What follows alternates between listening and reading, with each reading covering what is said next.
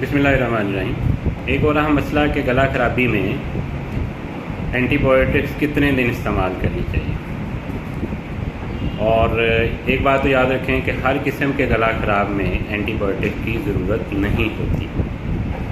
और जो viral infection है, क्योंकि बहुत ज़्यादा गले जो ख़राब होते हैं बच्चों के या बड़ों के, वो वायरल इन्फेक्शन की वजह से होते हैं, जिनमें बुखार कम होता है, गले में पेन ज़्यादा होती है, निकलने मुश्किल पेश आ रही होती है, साथ समटाइम नज़ला ज़ुकाम की सूरत हाल होती हैं, तो वो वायरल इन्फेक्शन होती हैं। अक्सर उनमें एंटीबायोटिक्स की ज़रूरत नहीं होती। एंटीबायोटिक की ज़रूरत अक्सर बैक्टीरियल इन्फेक्शन में जो है ना कि होती है, और वो अक्सर जो बैक्टीरियाज हैं, जो टिपिकल बैक्टीरिया हैं, वो गले की इन्फेक्शन जब होती है तो गले की पेन के साथ साथ उसमें बुखार भी काफ़ी ज़्यादा तेज़ होता है, निकलने में भी प्रॉब्लम पेश आती है, और सूरत हाल ये होती है कि उसके अंदर बाज़ गले में पस भी पड़ जाती है और गले के अंदर गिल्टियाँ बन जाती हैं, जिनको बाहर से फील भी होती हैं और उनमें दर्द भी होती है।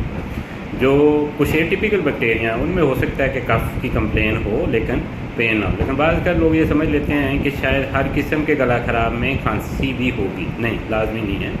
जो बैक्टीरिया हैं, ख़ास तौर पे जो स्ट्रेप्टोकोकस ग्राम पस्ट बैक्टीरिया हैं, उनमें बुखार ज़्यादा होता है और खांसी उस इन्फेक्शन के क्राइटेरिया के ही ख़िलाफ़ है। खांसी अमूमी तौर पे वायरल इन्फेक्शन में और कुछ दूसरे टिपिकल बैक्टीरिया में या चेस्ट इन्फेक्शन के साथ होती है।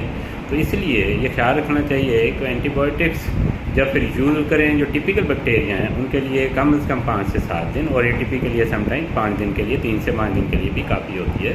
और हर किस्म के गला ख़राब में एंटीबायोटिक की ज़रूरत नहीं होती। सिर्फ जो है कि सूदिंग इफेक्ट है, जिससे गले में सुकून हो जाए और कफ को कंट्रोल कर लें, नज़ला ज़ुकाम को कंट्रोल कर लें, एलर्जी को कंट्रोल कर लें, तो बच्चे ठीक हो जाते हैं और हर किस्म में एंटीबायोटिक की ज़रूरत नहीं पड़ेगी।